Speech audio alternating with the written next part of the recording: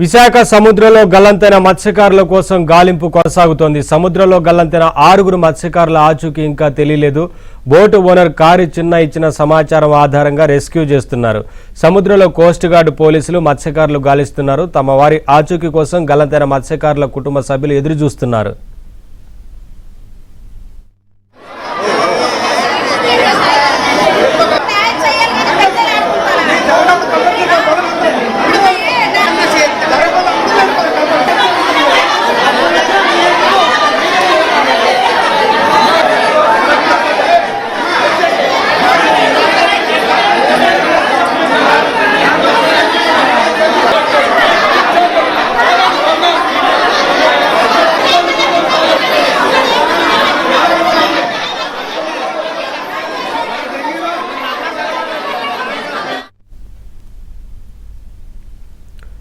విశాఖ మత్స్యకారుడు కారి చిన్నకు KIMS icon హాస్పిటల్లో చికిత్స అందిస్తున్నారు. క్షణాల్లో బోటు తిరగబడిందని కారి చిన్న చెప్పాడు. కళ్ల ముందే తోటి జాలర్లు మునిగిపోయారని ఆవేదన వ్యక్తం చేశాడు. చైనా షిప్ లంగర్ను పట్టుకుని ప్రాణాలు కాపాడుకున్నట్లు చెప్పాడు.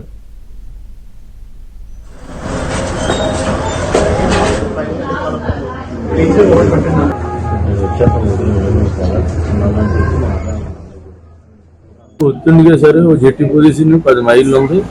మొత్తం చేపలు ఉన్నాయి, బోట్లో చేపలు తీసుకోవాలనేసి దానికి కూడా ఫోన్ చేశాను నేను.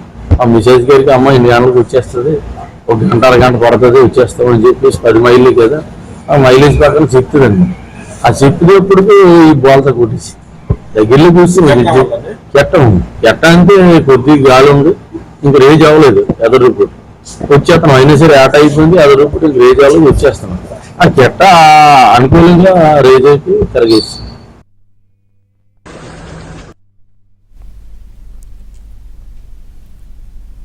అప్డేట్స్ మా కరెస్పాండెంట్ నాయుడు అందిస్తారు.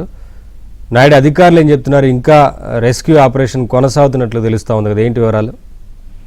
అంటే అధికారులు అయితే ఆల్రెడీ రెస్క్యూ ఆపరేషన్స్ కొనసాగుతున్నాయని చెప్తున్నటువంటి పరిస్థితి. నార్మల్ గా ఏదైనా రెస్క్యూ ఆపరేషన్స్ ని నేవల్ గానీ కోస్ట్ గార్డ్ కంబైన్ గా అలాగే ఇక్కడ ఉన్నటువంటి ఏదైతే మెరైన్ పోలీస్ తో కలిపి ఆపరేషన్ చేస్తారో మినిమం 72 అవర్స్ అనేది ఫస్ట్ చేస్తారు. 72 గంటల పాటు ఇప్పుడు దాదాపుగా ఒక 2 రోజుల నుంచి ఒక 24 అవర్స్ పాటు రెస్క్యూ ఆపరేషన్ అనేది కొనసాగడానికి ఆస్కారం ఉంది. తర్వాత కూడా కొనసాగిస్తారు. మరి దాన్ని బట్టి అవసరాన్ని బట్టి కూడా ఇప్పటి వరకు నేవల్ సంబంధించిన 4 షిప్స్ వెతుకుతున్నాయి. అలాగే కోస్ట్ గార్డ్ సంబంధించిన 2 షిప్స్ వెతుకుతున్నాయి. అలాగే 2 చాపర్స్, ఒకటి నేవల్ చాపర్, ఇంకొకటి కోస్ట్ గార్డ్ చాపర్ కూడా వెతుకుతున్నటువంటి పరిస్థితి అయితే ఉంది. మరోవైపు మత్స్యకారులు నిన్నటి వరకు కూడా వెళ్ళలేనటువంటి పరిస్థితి ఉంది. ఎందుకంటే మత్స్యకారులు కూడా సహాయం చేసేందుకు సర్చింగ్ లో పాల్గొనేందుకు వెళ్ళడానికి ప్రయత్నం చేసినప్పటికీ హై టైడ్ ఉండడం వల్ల, విండ్ ఎక్కువగా ఉండడం వల్ల దాదాపు వాళ్ళకి వెళ్ళలేనటువంటి పరిస్థితి ఉంది. నిన్న సాయంత్రం మనం చూస్తే కొంత విండ్ ఎఫెక్ట్ తగ్గడంతో నేవల్ చెందినటువంటి చాపర్ పైన అక్కడ ఏదైతే యూనివర్సల్ షిప్ మీద, కార్గో షిప్ మీద ఉన్నటువంటి కారు చిన్నాన్ని నేవల్ అధికారులు తీసుకురావడం జరిగింది. తీసుకొచ్చిన తర్వాత ప్రైవేట్ ఆసుపత్రిలో అక్కడి నుంచి తీసుకొచ్చిన తర్వాత డైరెక్ట్ గా ఎవరైతే మనకి ఐజీ ఉన్నారో కోస్ట్ గార్డ్ సంబంధించి ఐజీకి నేరుగా హ్యాండ్ ఓవర్ చేయడం జరిగింది. అదే క్రమంలో అక్కడ ఉన్నటువంటి అధికారులందరూ సంబంధించిన అప్పుడు ఇద్దరు ప్రస్తుతం చూస్తున్నారు.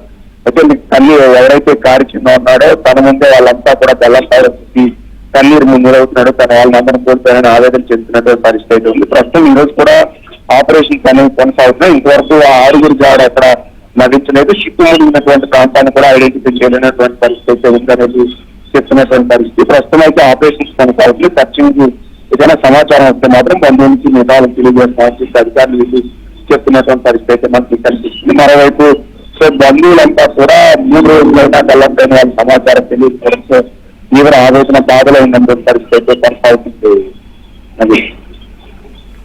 Thank you Naidu, thanks for the updates.